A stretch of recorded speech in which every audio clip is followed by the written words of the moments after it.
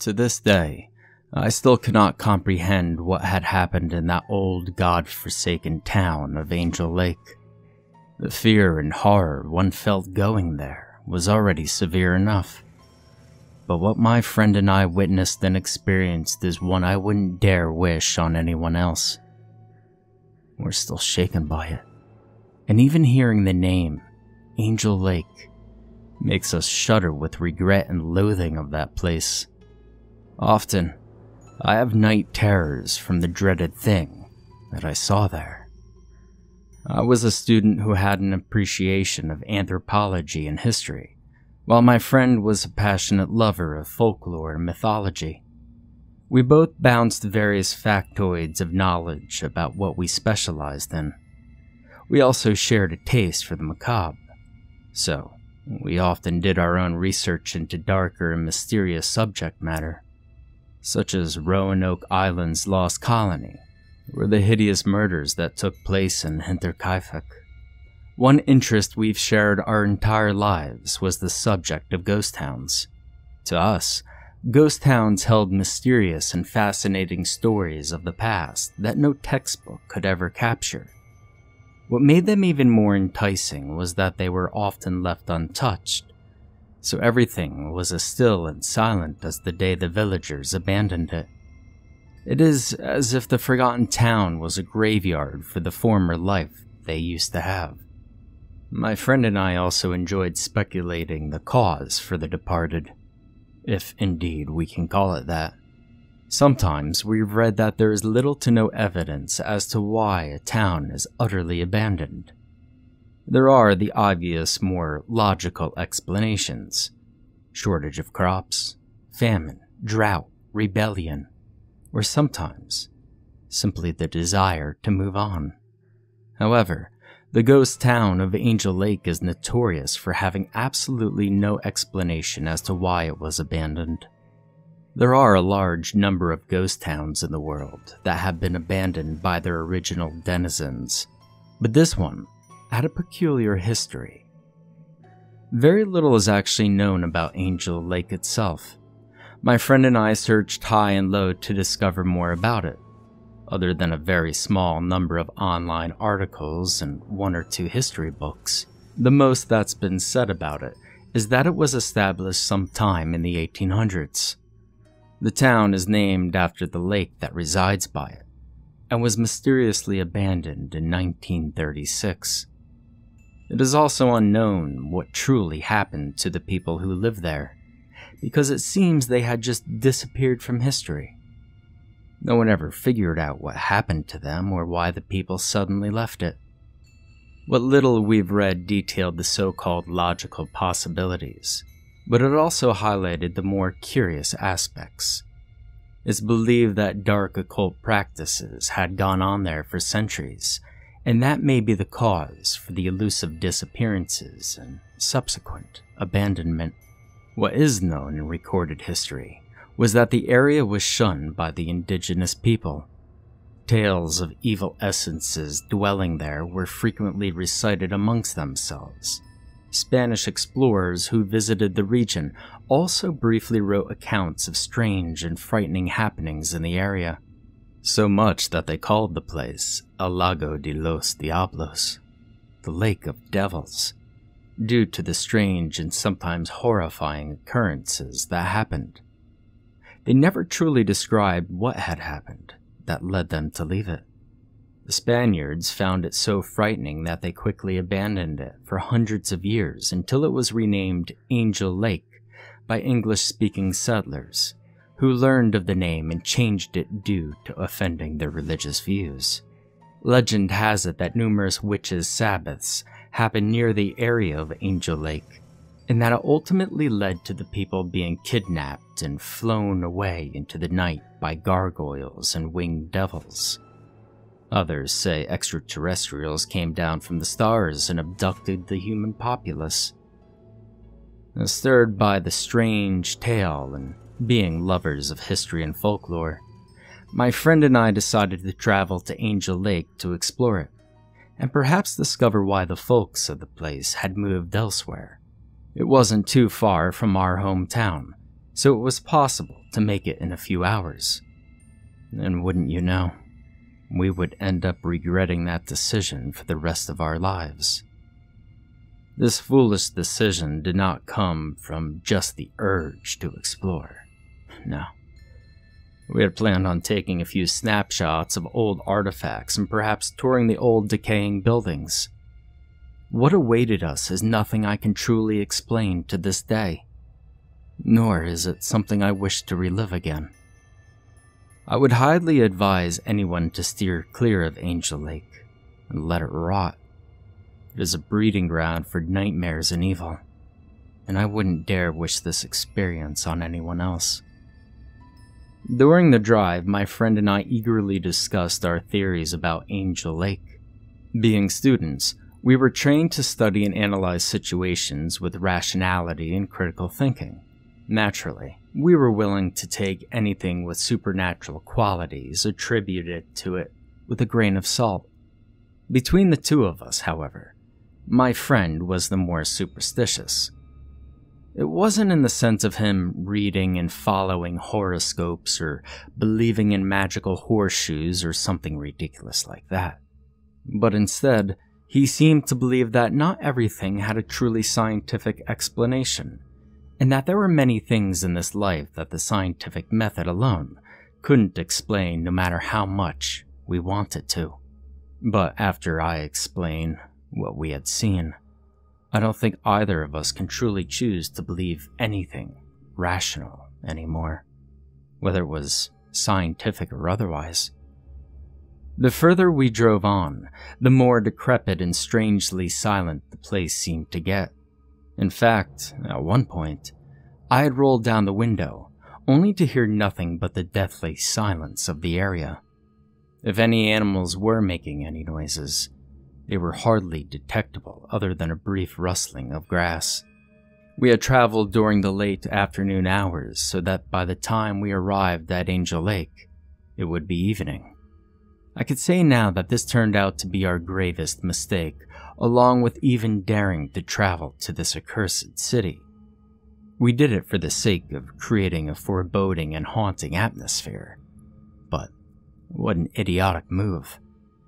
It wasn't until we were close by that we suddenly began to feel the true loneliness and isolation of this old town.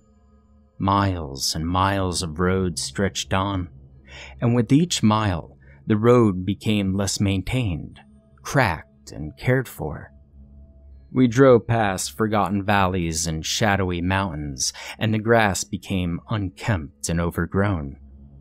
Eventually, we began to spot unpleasant little ancient rundown cottages, here and there, scattered around the now dirt-filled roads. Our vehicle rocked violently against the bumpy and ragged path, and we became excited as a few of these old cabins appeared authentic and rustic, perhaps even dating back to the 19th century. I quickly snapped a few pictures of them with my phone. These must have been the folks who decided to have a simple living during the time and did not move into the industrialized portion of Angel Lake. At one point, my friend had no choice but to park the car, and we had to continue our travels on foot, seeing as the path became too difficult to drive on. The moment we shut the doors of our car, we immediately felt the atmosphere of decay. The trees, plants, and grass appeared gloomy and moist from rain that had fallen a few days earlier, and any animals we heard were furtively scurrying or climbing up tall, black trunks. The ground was very muddy, and we could hear the faint twittering of unknown birds in the distance.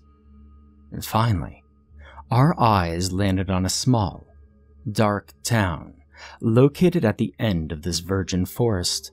Originally, I thought we'd be thrilled to explore this age-old town and investigate what had happened to it. But for some reason, both my friend and I felt hesitant to step inside. As outlandish as this sounds, we felt a sort of unwanted presence emanating from it. The more we gazed at it, the more we felt slightly afraid. I did my absolute best to hide it, and I noticed my friend's fears because he was as fretful to enter as I was. He turned to me and asked if I was coming along and what I was waiting for. I lied and made up the excuse that I was simply observing the town. We both exchanged unsettled laughs and went in as if we were both untroubled. The streets were filled with old architecture and desolate houses. There were still signs from old shops hanging up, and the residential homes still had wooden furniture on their verandas. It felt so strange to be here. Often, when we walk through neighborhoods, we expect to see the windows lit up or people walking down the road. But here, it felt so empty and forlorn. It was very unnerving to imagine what had caused this little place to be forgotten. We knew we could go inside any of these buildings that we liked and rummage through the things they contained. But there was something curious about these houses that left us feeling fearful of them. It was as if there were things still dwelling in there, hiding in the darkness and waiting for someone to enter it.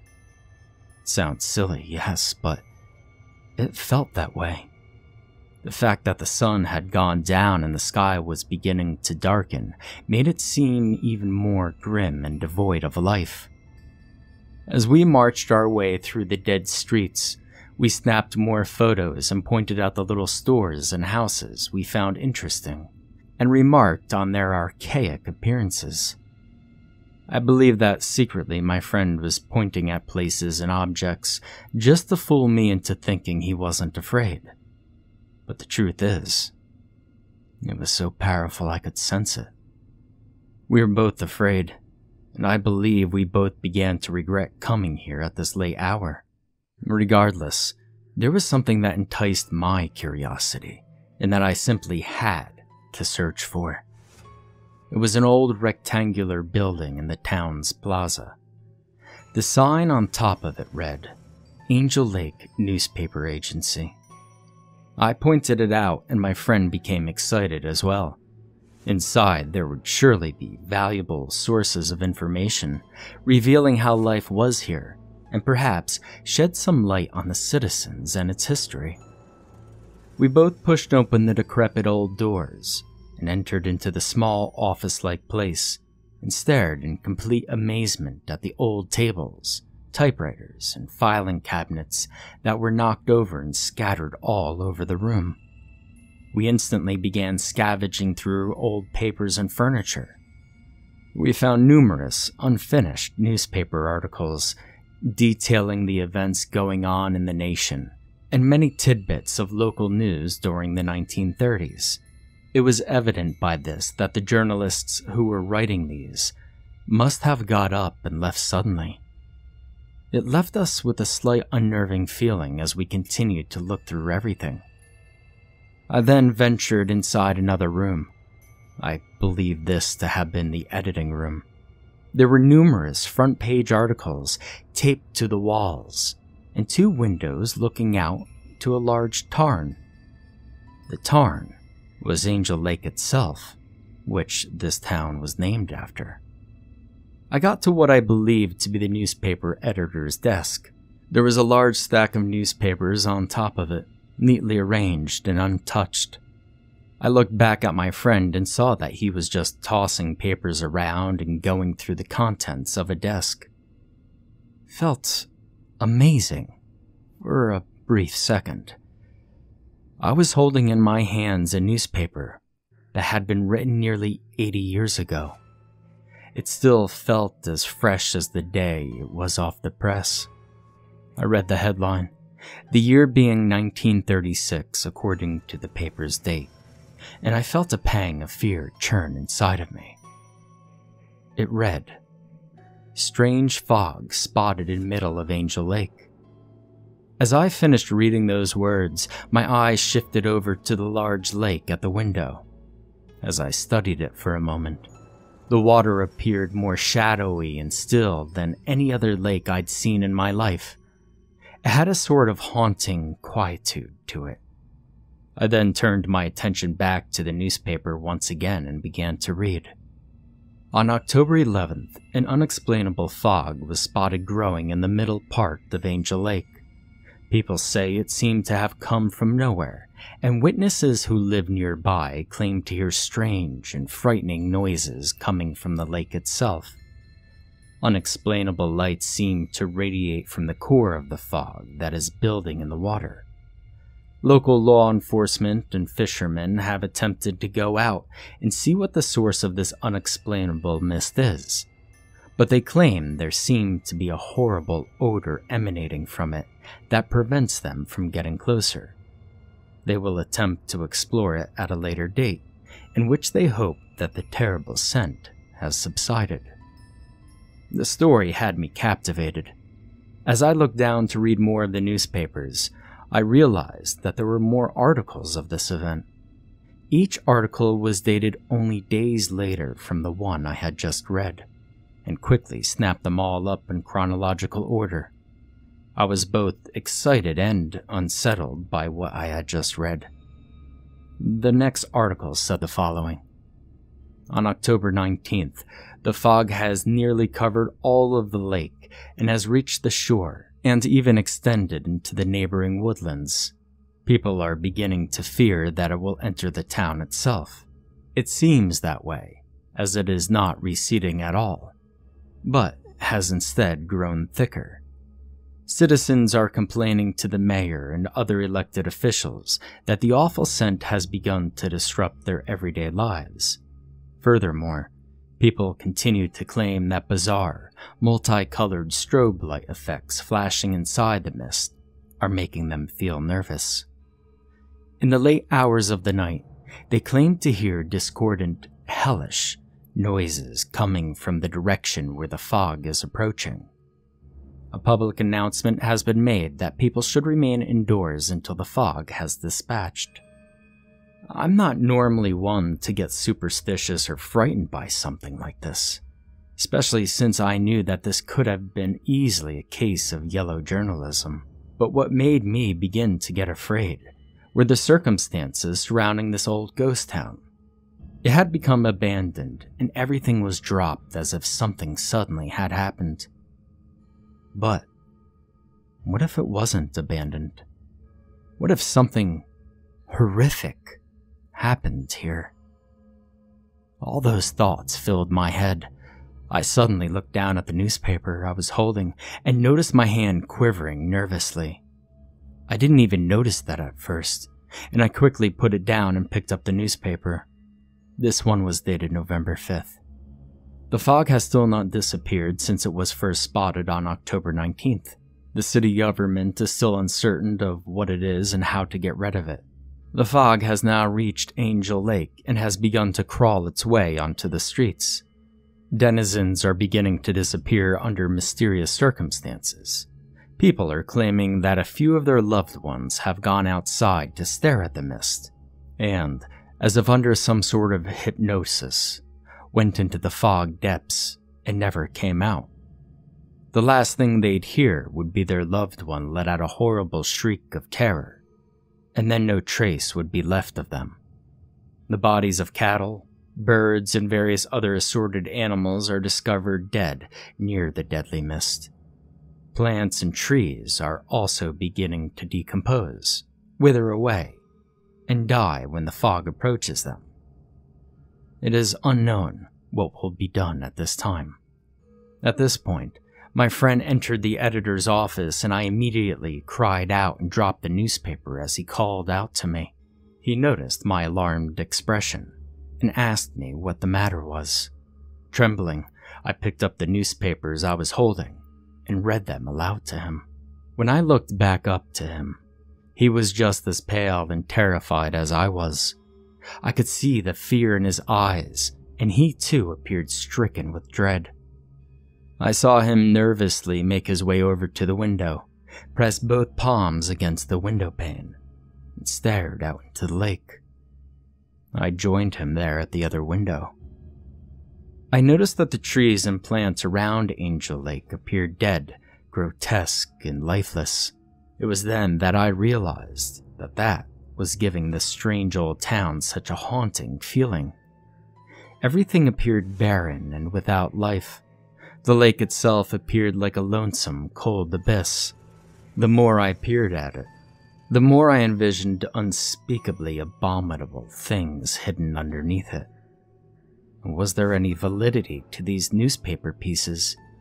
Was it just an elaborate hoax? They appeared so authentic, however. Just didn't make sense. I went back to the desk and picked up the next newspaper. Surprisingly, this newspaper appeared to be the last one that was fully completed. I read it aloud to my friend who had rejoined me at the desk. Only now, he appeared more colorless and nauseated than before. This last article was dated November 14th. The infernal mist has begun to overtake Angel Lake. The authorities have promptly begun evacuations of the town. The fog, although of unknown origin, has been considered dangerous by the town's officials. Crops have become deformed and non-edible.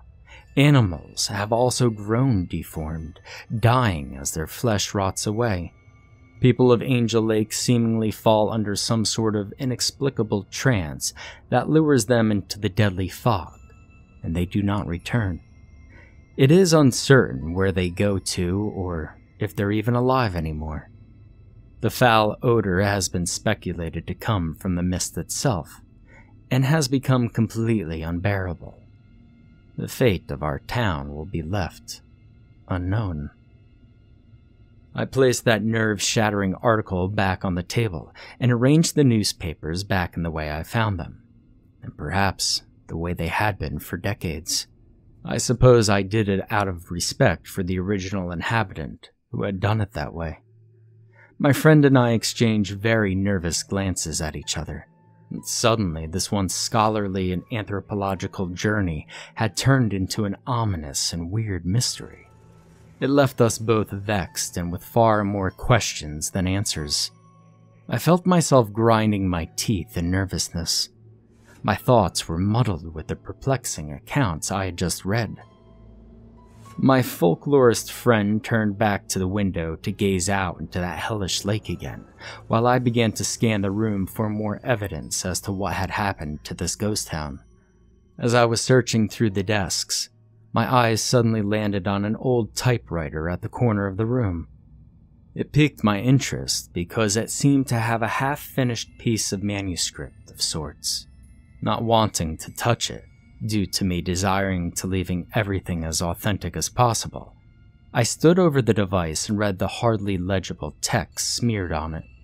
To my surprise and horror, it seemed to be some sort of note hastily written upon some unknown typist. It wasn't formally typed to be in a newspaper. I began to read it, and after this, I began to truly feel the overwhelming essence of pure horror. The damned fog is not just vapor. It's a living thing, and it's just not taking people. It's eating them.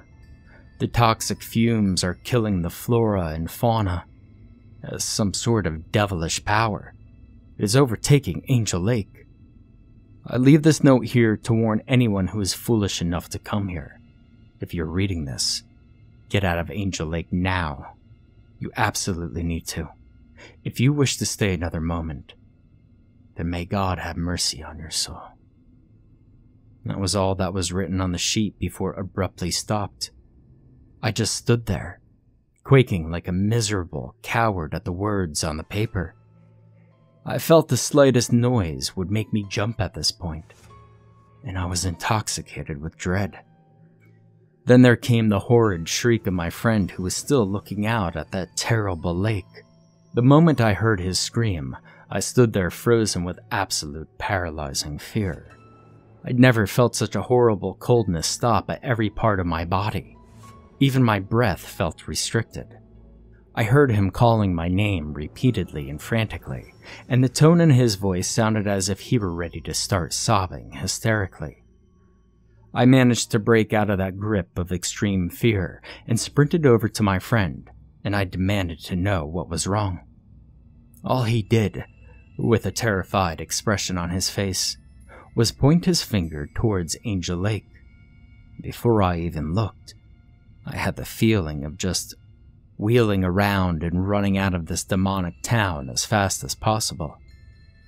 With the horror beginning to take hold of me, I stared out of the window and I observed the most bizarre and unexplainable phenomenon. I don't think I've ever read or seen footage of something like this.